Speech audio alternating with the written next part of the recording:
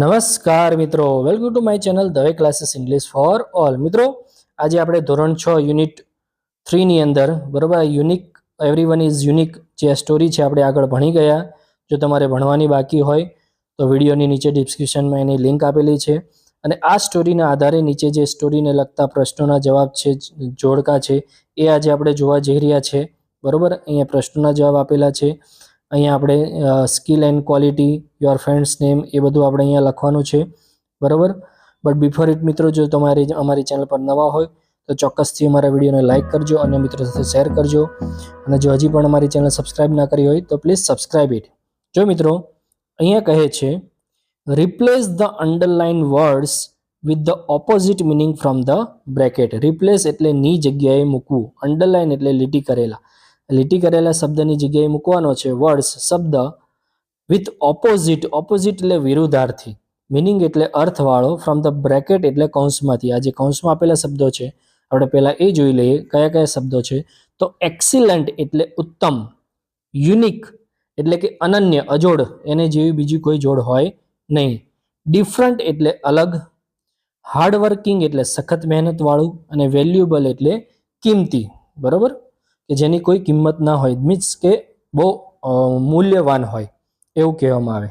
હવે જો અહીંયા પહેલી જે વાક્ય છે એની અંદર આપણે જોઈએ તો we learn same subject in the school. We એટલે અમે, લર્ન એટલે શીખીએ છીએ, સેમ એટલે સરખા જ, સબ્જેક્ટ એટલે વિષય, ઇન ધ સ્કૂલ અમે સ્કૂલમાં એક જ સરખા વિષય શીખીએ છીએ. તો એક જ સરખા થોડી હોય ના. હા, તો શું આવે અહીંયા પહેલામાં મિત્રો? ડિફરન્ટ. એટલે સેમની જગ્યાએ કાઢીને આ ડિફરન્ટ છે એ ત્યાં લખી નાખવાનું, એટલે વાક્ય બનશે we learn different subject in the school. અમે શાળામાં અલગ અલગ વિષયો શીખીએ છીએ. એના પછી બીજા નંબરનું એવરી એનિમલ્સ હેઝ. એવરી એટલે દરેક, એનિમલ્સ એટલે પ્રાણીઓને, હેઝ એટલે હોય છે, કોમન સ્કિલ. કોમન એટલે સરખી, સ્કિલ એટલે આવડત, એન્ડ એબિલિટી એટલે ક્ષમતાઓ. દરેક પ્રાણીની અંદર સરખી જ આવડત ને સરખી જ ક્ષમતા હોય. તો આપણે આગળના પાઠમાં જોયું આગળ કે દરેક પ્રાણીની અંદર અલગ અલગ, બરાબર, એક યુનિક ક્ષમતા રહેલી છે કે જે બીજાનામાં હોતી નથી. એટલે અહીંયા કોમનની જગ્યાએ આવશે આ 2 નંબરનું યુનિક. બરાબર, એટલે વાક્ય બનશે every animal has unique skill and ability. બરાબર, ત્રીજા નંબરનું છે every part of plant is વર્થલેસ. Every એટલે દરેક, પાર્ટ એટલે ભાગ, ઓફ પ્લાન્ટ એટલે છોડનો, ઇર્થ વર્થલેસ એટલે નકામો.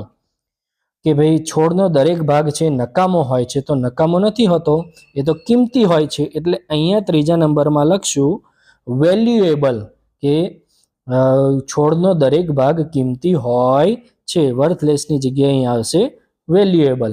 એના પછી ચોથા નંબરનું the eagle has poor eyesight. બરોબર, ઈગલ એટલે કે જે આપણે સમડી કહીએ છીએ, ગરુડ કહીએ છીએ. Eagle has poor eyesight. Poor એટલે ઓછી, આઈસાઇટ એટલે જોવાની દ્રષ્ટિ. કે ભાઈ ઈગલને જોવાની દ્રષ્ટિ નબળી હોય છે. પુઅર નબળી નથી હોતી, પણ એની ઉત્તમ હોય છે. એટલે અહીંયા આવશે નંબર 4 એક્સિલન્ટ આઈસાઇટ. બરોબર, એટલે વાક્ય બનશે the eagle has excellent eyesight. ત્યારબાદ જોઈએ નીચે ants are lazy creatures. Ant એટલે કીડીઓ, આર એટલે છે, લેઝી એટલે આળસુ, ક્રીચર્સ એટલે જીવ. કીડીઓ આળસુ જીવ છે. તો હંમેશા આપણે સૌ જાણીએ છીએ કીડીઓ સતત મહેનત કરે છે, એટલે આળસુ તો નથી જ. એટલે લેઝીની જગ્યાએ લખી દેવાનું છે હાર્ડવર્કિંગ. એટલે વાક્ય બનશે ants are hardworking creatures. Okay મિત્રો, સમજાઈ ગયું? એના પછી આપણે જોઈએ તો એ નીચે જોડકા આપ્યા છે. જોડકાની અંદર આપણે અહીંયા પહેલા નંબરનો જવાબ આપણને આપેલો છે એફ. તો પહેલા નંબરનું છે બીઝ. તો બીઝ સાથે અહીંયા એફ આવે છે હાર્ડવર્કિંગ. આપણે પાઠમાં જોયું કે સખત મહેનતવાળી હોય છે મધમાખીઓ. ત્યારબાદ ફોરેસ્ટ જંગલ. તો જંગલ કેવું હતું? બિગ, મોટું. એટલે અહીંયા આવશે સી. ત્યારબાદ ત્રીજા નંબરનું છે એનિમલ્સ. એનિમલ્સ એટલે પ્રાણીઓ. તો પ્રાણીઓ અહીંયા કેવા હતા? તો ડિફરન્ટ હતા. બરાબર, અલગ અલગ હતા. એટલે અહીંયા આવશે એ.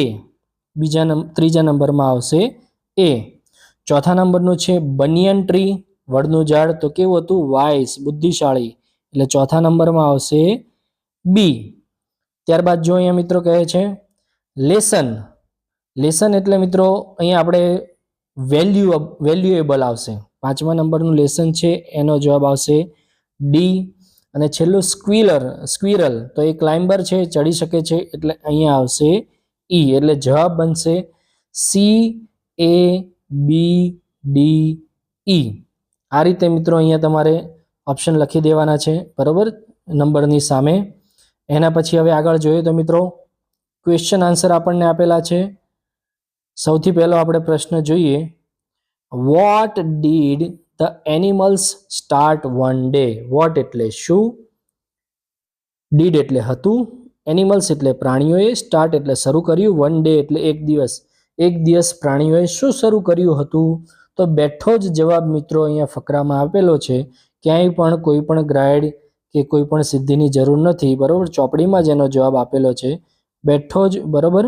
અહીંયા જો શરૂ છે પહેલા જ ફકરાની અંદર, one day the animals started comparing themselves to one another. આ બનશે પહેલા પ્રશ્નનો જવાબ. ચોપડીમાંથી જ આપણે આ જવાબ લખવાનો છે. સમજાઈ ગયું? એના પછી બીજા નંબરનો પ્રશ્ન આપણે જોઈએ. બીજા નંબરના પ્રશ્નની અંદર કહે છે, what did the wise banyan tree explain to the animals. What એટલે શું, ડીડ એટલે હતું, વાઇસ એટલે સમજદાર, બનિયન ટ્રી એટલે વડલાએ, એક્સપ્લેન એટલે સમજાયું, ટુ ધ એનિમલ્સ પ્રાણીઓને શું સમજાયું હતું વડલાએ? તો એ પણ જવાબ આપણે ક્યાંય શોધવાની જરૂર નથી, ચોપડીમાં જ આપેલો છે, બરોબર. અહીંયા જે ફકરો છે ત્યાંથી શરૂ થાય છે, અહીંયા જોઈ શકીએ છીએ, બરોબર. આ જે કમ્પેરિઝન કરી છે પછી એ ફકરાની અંદર જ છે, અહીંથી જવાબ આવશે. હી explain that each animal was unique and had something special to offer. આ બેઠો જ જવાબ મિત્રો બીજા પ્રશ્નને જવાબની અંદર આપણે લખવાનો છે કે ભાઈ શું સમજાયું? તો એણે સમજાયું, હી explain that each animal was unique. દરેક પ્રાણી છે એ અનન્ય છે, એનામાં આવડત પણ અનન્ય છે, એને સમથિંગ સ્પેશિયલ ટુ ઓફર, અને બીજાને આપવા માટે કંઈક એનામાં ખાસ હોય છે. એના પછી આપણે ત્રીજા નંબરનો પ્રશ્ન જોઈશું. ત્રીજા નંબરના પ્રશ્નમાં શું પૂછે છે મિત્રો, એ આપણે જાતે કરવાનું છે. Are your friends unique in their abilities.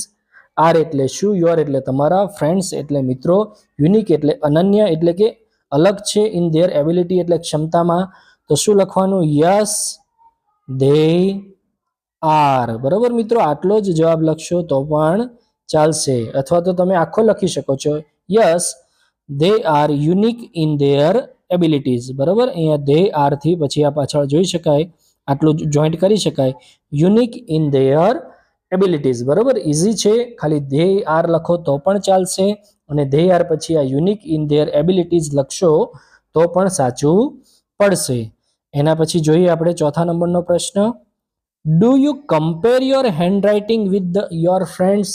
Do એટલે શું, યુ એટલે તમે, કમ્પેર એટલે તુલના કરો છો, યોર એટલે તમારી, હેન્ડરાઇટિંગ એટલે અક્ષરોને, લખાણને, વિથ એટલે સાથે, યોર ફ્રેન્ડ્સ એટલે તમારા મિત્રો. તો ચોક્કસથી મિત્રો આપણે સૌ જાણીએ છીએ કે આપણે કમ્પેરિઝન કરીએ જ છીએ. જે મિત્રો નથી કમ્પેરિઝન કરતા એ કમેન્ટમાં મને લખજો, અથવા તો તમે કમ્પેરિઝન કરતા હોય તો યસ લખજો, અથવા તો ન કરતા હોય તો નો લખજો. ઘણા બધા મિત્રો લખે છે, તો અહીંયા લખી શકાય યસ આઈ ડુ. બરોબર, ખાલી એટલું લખશો તો પણ જવાબ સાચો પડશે, અથવા તો જો તમે ન કરતા હોય તો નો આઈ ડુ નોટ. બરોબર, ના હું નથી કમ્પેરિઝન કરતો કે કરતી, અથવા તો કરે છે તો યસ આઈ ડુ. હા હું કમ્પેરિઝન કરું છું કે મારા અક્ષર સારા નથી અથવા તો સારા છે, મારા મિત્રના સારા છે અથવા તો સારા નથી. બરોબર, એના પછી આપણે જોઈએ, one of your friend write slowly, would you tease him or her. One એટલે એક, ઓફ યોર એટલે તમારો, ફ્રેન્ડ્સ એટલે મિત્ર, રાઇટ એટલે લખે છે, સ્લોલી એટલે ધીમું, વુડ યુ શું તમે, ટીઝ એટલે ચીડવશો, હર એટલે કે હિમ અથવા તો હર તેણીને કે તેને, છોકરો હોય તો એની માટે હિમ વપરાય, છોકરી હોય તો એની માટે હર વપરાય. શું તમે તમારા ફ્રેન્ડને ચીડવશો? આપણે આમ તો મસ્તી કરીએ જ છીએ, પણ મિત્રો ચીડવવા જોઈએ નહીં. તો અહીંયા લખશું નો આઈ વિલ નોટ. બરોબર, ટીઝ હિમ અથવા તો ટીઝ હર છેલ્લે લખી શકાય. કહે છે નો આઈ વિલ નોટ, ના હું ચીડવીશ નહીં. આ છેલ્લા પ્રશ્નનો જવાબ થશે. એના પછી મિત્રો અહીંયા જો કમ્પ્લીટ ધ ટેબલ લખ્યું છે your friends name, skill and quality. અહીંયા જોઈ શકીએ છીએ આપણે, અહીંયા તમારે તમારા મિત્રોના નામ લખવાના છે મિત્રો, બરોબર.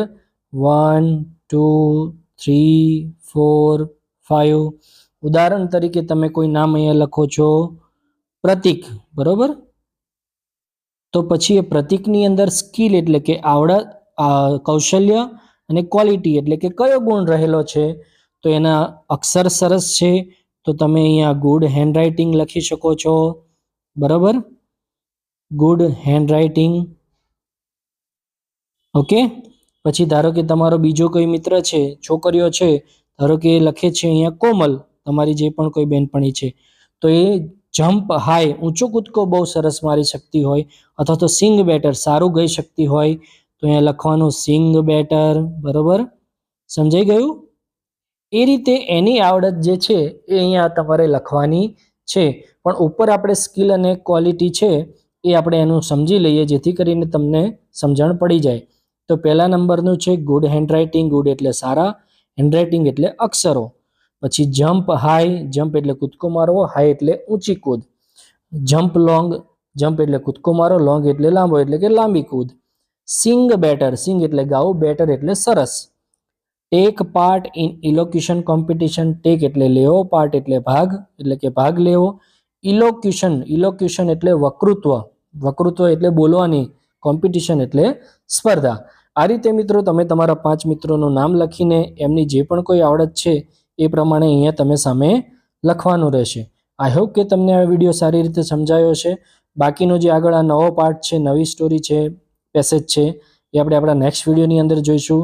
તમને આ વિડીયો આઈ હોપ કે સારો લાગ્યો હશે અને આ પ્રશ્નોના જવાબ સારી રીતે સમજાઈ ગયા હશે.